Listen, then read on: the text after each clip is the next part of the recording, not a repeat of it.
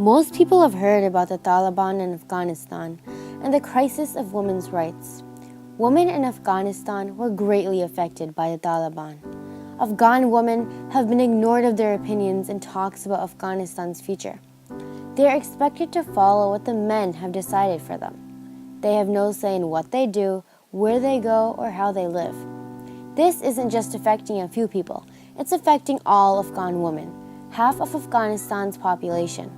They, like men, sometimes had to fight in war as soldiers or work as police, and they may suffer terribly. Any peace deal that the Taliban and the men create would have a great effect on women's lives, but those people in talks cannot accept women as their equals. Even the government after the Taliban undermined the rights that women deserve. How can women get the fair lives that they need when men are creating their rights without any say from women themselves? And the worst part is that women accept this.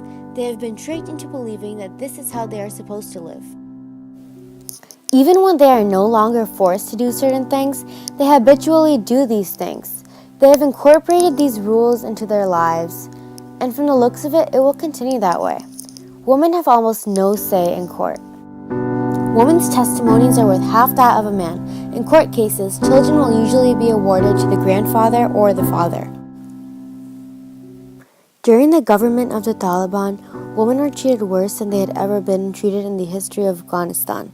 Under the Taliban rule, women were forced to cover themselves from head to toe, including their eyes. Successful women were suddenly beggars in order to feed their families. After the Taliban in 2001, women gained political rights.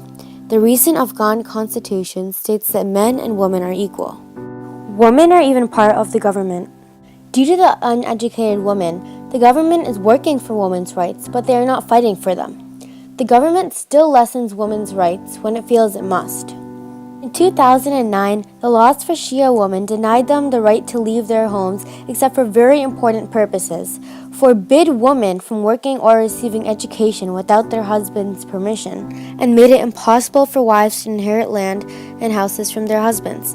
While this law only applies to the Shia women, less than 20% of Afghan women, the fact that such a law existed at all shows how fragile women's rights are, as long as women are illiterate. There are upsides to education. Girls' education has improved.